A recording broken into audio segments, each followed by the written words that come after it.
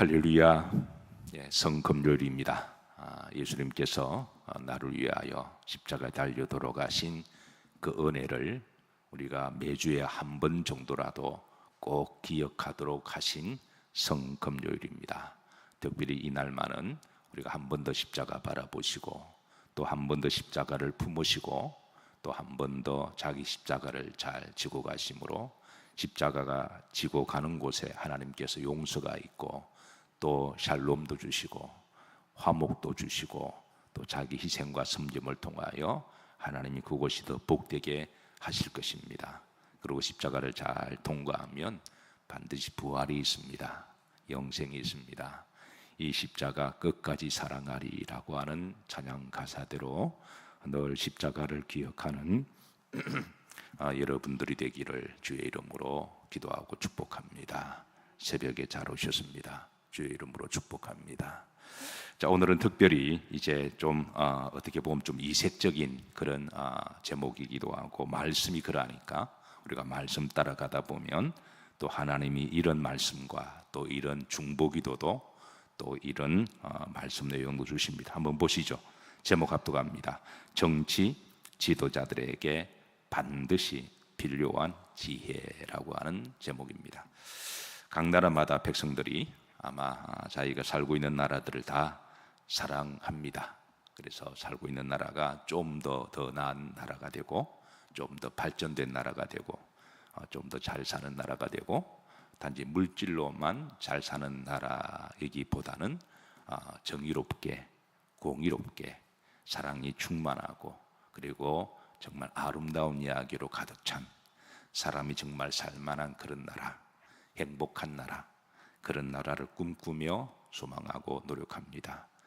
이를 위해서 우리가 국가에 협조하기도 하고, 피 같은 돈을 벌어서 세금을 내기도 하고, 또 군대도 갔다 오기도 하고, 또 국가에 어떤 부르신 공직이 있으면 이제 개인을 희생해서 또 공직에 나가는 분도 계시고, 또 공직이 안 나가시더라도 자기 은사와 자기 달란트에 따라 자기 삶의 자리에서 성실과 열심으로 일하며 함께 그 건강한 사회와 공동체와 나라를 위해서 다 노력하고 성실과 정직하게 살아가는 줄로 믿습니다. 그래서 그런 나라가 우리가 사는 나라보다도 우리 다음 세대들이, 우리 자녀들이, 우리 후손들이 더 살기 좋은 나라가 되어서 자기들의 꿈과 또 비전을 마음껏 펼치는 그런 나라, 그런 나라, 궁극적으로는 그런 나라가 이제 하나님이 원하시는 너희는 먼저 그의 나라와 의를 구하라 라고 하는 그런 나라이겠지만, 이 땅에서도 이제 그런 나라가 되기 위해서 아모스 5장 24절에는 정의가 물처럼 흐르는 나라, 공의가 하수같이 강물처럼 끊임없이 흘러내리는 그런 나라를 하나님이 우리에게 소개해 주시고, 그리고 너희는 그런 나라를 구하라고 하는 그런 사명을 주셨습니다. 저는 예수님을 잘 믿는 사람들 중에 특별히 정치적 은사의 리더십이 있어서 이제 그런 분야에 하나님께 쓰임받아 또 그런 나라가 되기를 기도하고 소망하고 중복하십시다.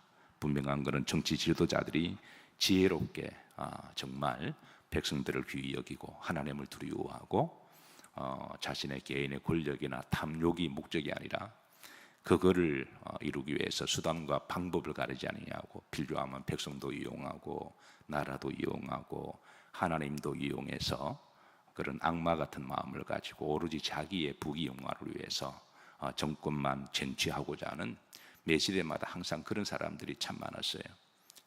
이제 그런 정치인들이 아니라 위로는 하나님을 두려워하고 밑으로는 백성들을 사랑하고, 그리고 자기 주신 은사를 정말 어떤 공익을 위해서 그렇게 잘 헌신하고, 그래서 성실과 최선을 다하는 그런 정치 지도자들이 있으면 얼마나 좋을까, 그렇게 우리가 늘 생각하죠.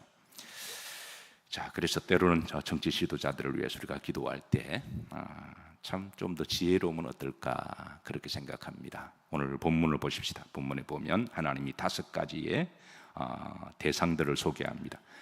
대상들을 보면 다 정치인들을 두고 하는 말이에요. 자, 첫 번째 15절. 자, 누가 나오죠? 왕들 나옵니다. 자, 두 번째 누가 나오죠? 방백들을 나옵니다. 세 번째 16절에 보시면 누가 나오죠? 재상 나옵니다. 네 번째 누가 나오죠?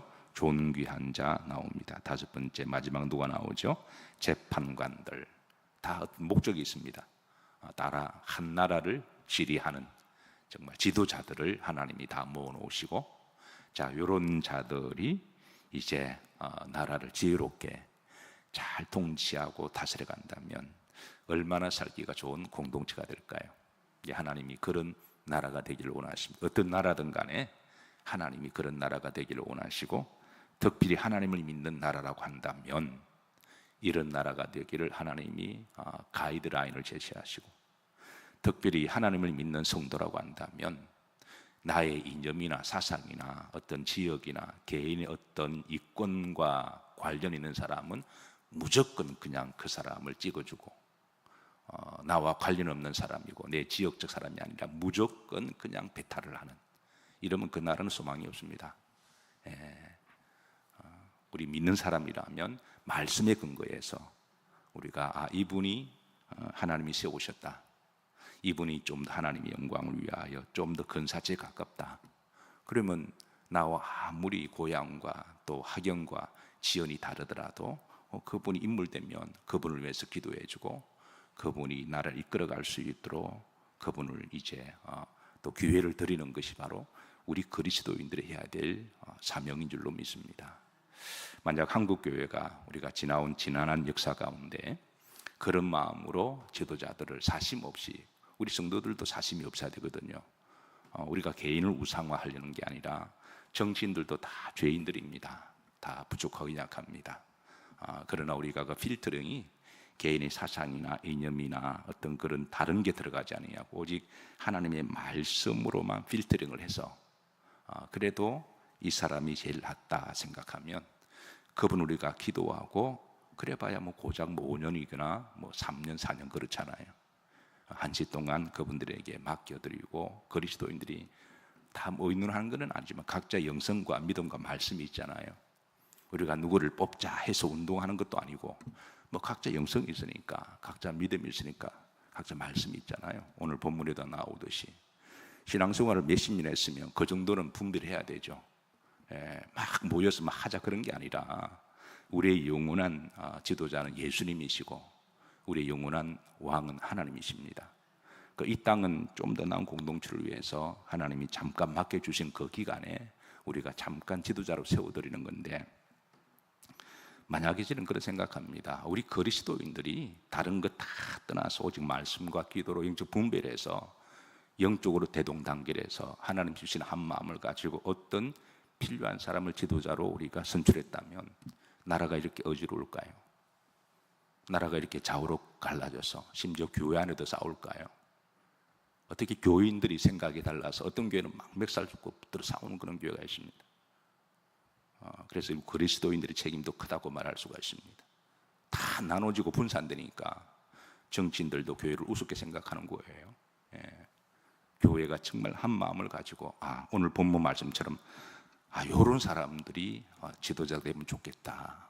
그래서 나하고 조금 다르더라도 내 사상과 내 고향이 아니더라도 이런 분들을 세워놓으면 하나님이 그 나라를 복되게 하실 거예요. 이런 점에 있어서 우리 그리스도인들이 특별히 깨어 있어야 됩니다.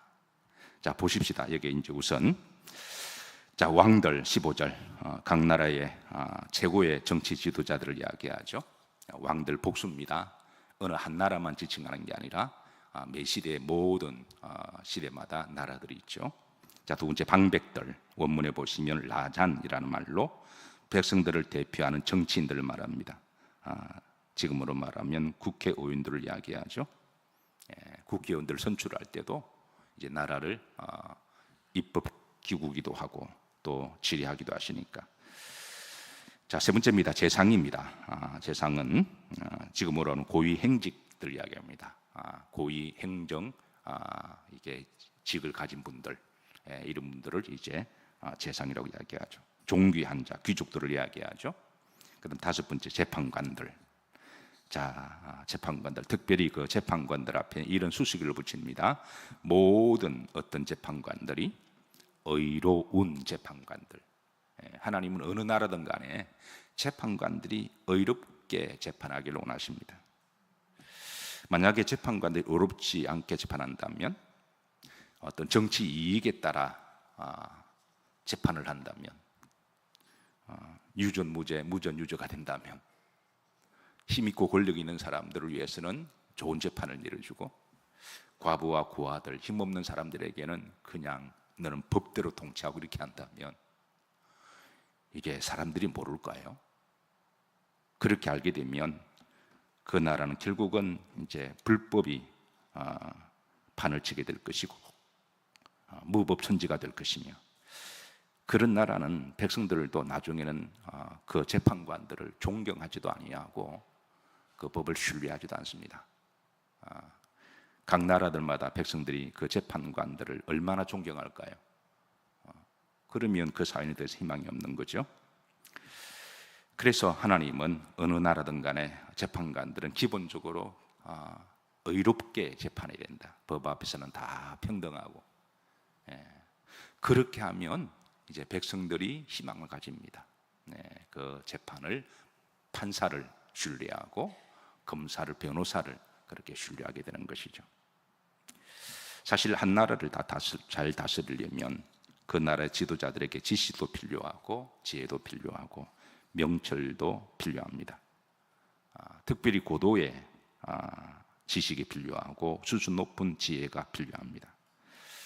왜냐하면 한 나라를 다스린다고 하는 것은 결코 쉬운 일이 아니기 때문에, 그래서 나라가 잘 살고 좀 더 살기 좋은 나라가 되기 위해서는 정말 고도의 지식과 지혜와 그리고 이제 명철이 필요한데요.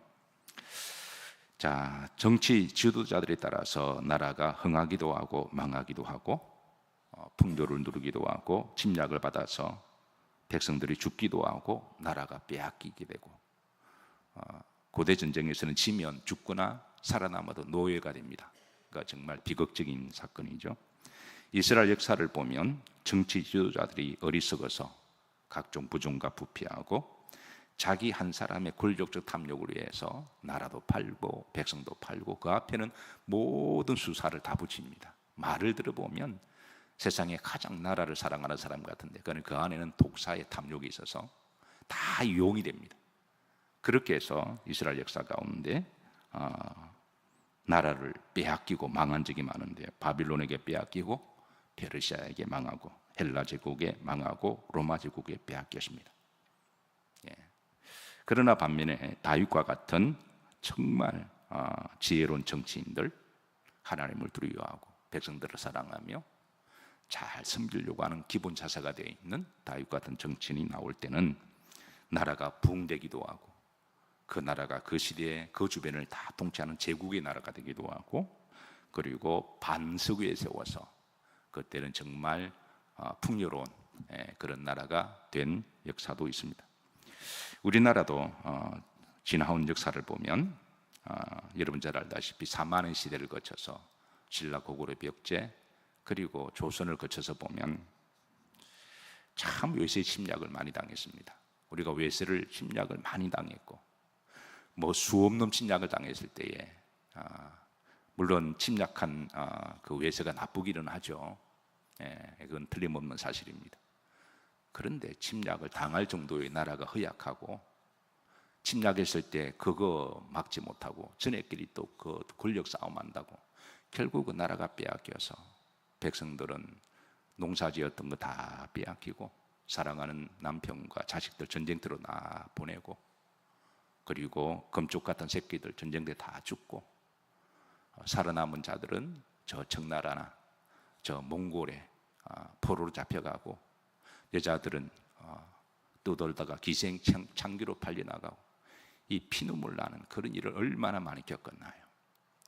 그런 수없이 겪은 것은 물론 침략한 외세도 나쁜 놈이지만 그거를 분별하지 못하고 막아낼 수 있는 힘도 없고, 그런 상황 속에서 저들끼리 또 권력 싸움하고 당파가 나누어지고, 이런 모습들을 또 우리 백성들이 눈 시퍼렇게 뜨고 지켜보고, 그런 일이 다시 일어나지 않도록 좋은 정치인들을 우리가 선출하는 게 선거지 않습니까?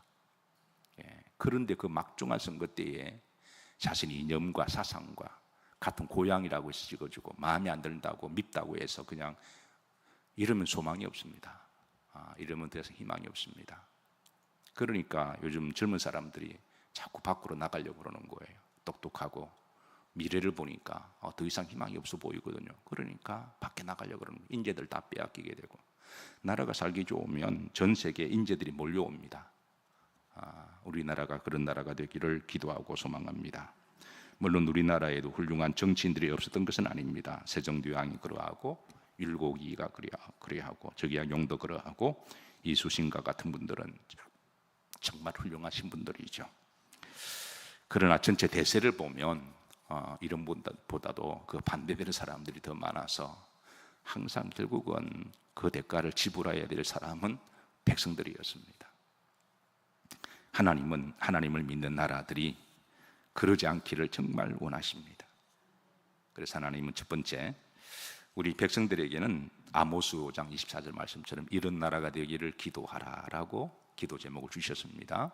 정의가 물같이 흐르는 나라, 공의가 하수 같은 나라, 주기도문에도 하나님의 나라가 이 땅에 이루어지게 하옵시고 라고 기도하게 하시고, 마태복음 6장에서도 너희는 먼저 그의 나라와 의를 구하라, 그렇게 얼마나 많이 말씀하셨나요? 왜 나라가 망하면 그 백성들도 망하거든요.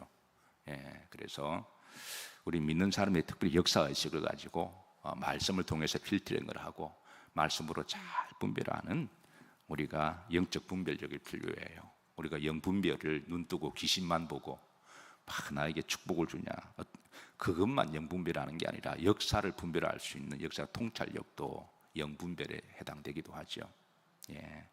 그리고 이제 하나님은 지도자들에게 14절 보십시다. 여기 보면 5종류의 지도자들 하나님이 딱 선포하십니다. 너희들 잘 들어라. 이제 일종의 하나님 경고입니다. 지도자들이 잘해서 하나님 영광 올려드리면 많은 상급이 있을 겁니다. 그런데 그 권력을, 힘을, 물질을 맡겨줬는데 자신의 탐욕과 이익을 위해서 하면 한순간 좋을 줄 모르지만 영원한 지옥불의 땔감이 예비되어 있습니다. 하나님은 특별히 그런 이들을 위해서 이제 그 책임 무거움과 동시에 심판도 무시무시하게 영원토록 지옥에 심판할 거예요. 그래서 하나님이 이제 14절 보십시다. 자, 그들에게 말씀합니다. 자, 내게가 누구예요? 하나님이죠. 자, 내게는 무엇이 있다? 계략이 있다. 자, 뭐가 있다? 참 지식이 있다. 내게는 무엇이다? 명철이 있다. 그리고 내게 뭐가 있다?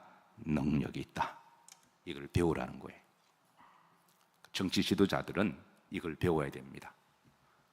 정말 하나님 아버지 마음을 가지고 하나님이 전 세계를 어떻게 창조하시고 어떻게 통치하시는, 하나님의 통치는 그 사랑과 용서와 화목과 구원이 항상 흐르고 있습니다.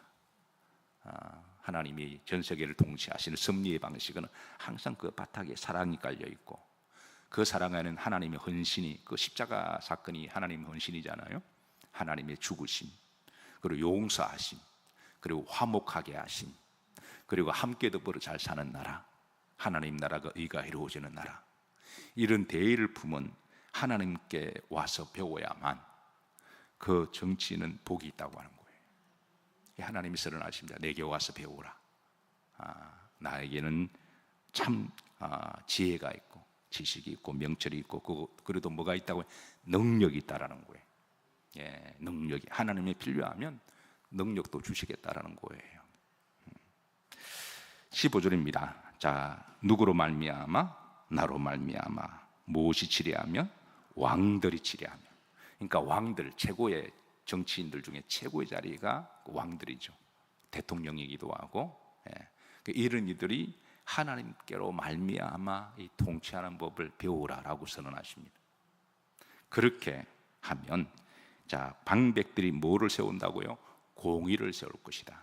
방백들이 공의를 세우는, 즉 정치인들이 솔선수범해서 공의를 세우면 백성들도 공의를 세울 것입니다. 정치 지도자들이 솔선수범해서 불의를 세우면, 자기 개인의 탐욕과 이익만을 추구하면 백성들이 뭐 바본가요? 피 같은 돈 세금에서 다 자기 그렇게 착복하면 어떤 식으로도 세금을 내지 않으려고 머리 굴리고 생각하는 거죠. 예. 그런데 지도자들이 국민이 낸 세금을 공의로 잘 하면 그 나라 전체가 골고루 발전하고 부흥되고 또 공의 혜택을 누리게 되고, 근데 그러지 않고 한 70%는 자기 주머니로 다 들어가요. 그러면 정상적인 지혜 있는 사람들은 세금을 내면서도 참 허탈한 거예요. 예. 그러나 공의로 정치를 하면 백성들도 공의를 배우는 거죠. 그러면 백성들이 공의를 세우면 그 나라는 공의로운 나라가 될 것입니다. 그 나라가 복받는 나라가 될 거예요. 우리의 자손들은 좀 더 살기 좋은 나라가 만들어질 겁니다. 그리고 그런 나라에서 그 아이들이 가지고 있는 재능과 달란트가 자유와 인권을 보장하고 마음껏 자기 꿈을 펼치는 그런 나라, 사람이 살만한 나라, 일자리가 없어서 빈정되지 아니하고 먹을 것이 없어서 구걸하지 않고 인권을 무시당해서 차별을 받지 않는 그런 나라, 기본적으로 이런 모든 것을 다 이렇게 되어 있는 그런 나라가 얼마나 좋은 나라인가요? 근데 그런 나라가 그리 사실은 어렵지는 않습니다. 왜냐하면 하나님 말씀대로만 하면 그렇게 어려운 건 아니에요. 근데 말씀대로 안 하면 그 나라가 복잡해집니다. 아주 이상하게 돌아갑니다. 인간의 힘으로도 해결할 수가 없어요. 그런데 우리가 하나님의 말씀으로 그렇게 되면 그 나라가 아주 쉬운 나라가 됩니다. 왜? 하나님이 역사하시거든요. 그래서 오늘 본문은 우리 믿는 사람들에게 이런 나라를 위해서 기도하라, 이런 정치인들이 나오기를 기도하라. 그러나 하나님 말씀과 반대되는 정치 길로 가면 아무리 내 가족이라고 할지라도, 내 남편이 국회 나간다고 할지라도 당신 나가면 안 돼. 내가 볼 때 그 당신의 욕심이잖아. 내 자식이 아무리 공직에 나가더라도 너 나라를 위해 헌신할 마음이 있어? 너 공직의 자리나 돈 하기 위해서 그런가? 그걸 정직하게 말을 해주면 되는 거예요. 예. 우리가 그런 정도의 믿음이 살아있다면 하나님은 그 나라를 희망을 가지십니다.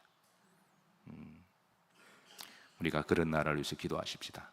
정치인들이 정말 오늘 하나님이 주신 말씀대로 이런 통치 이념과 사상을 가지고 나라를 통치할 수 있는 그런 나라, 그런 나라가 되면 대한민국은 마지막 때 하나님이 우리에게 희망을 주신 왕같은 제사장의 나라가 되어서 정말 세계의 본이 되고 복음의 통로가 되는 그런 나라가 되기를 기도하시고, 그리고 영적으로 말씀으로 잘 분별하셔서 시대를 잘 통찰하시는 우리 영일 성도들이 되시고, 그리고 혹이라도 우리 영일 지금도 그렇지 않지만 나하고 정치 이념이다, 그건 세상 정치 이념이죠.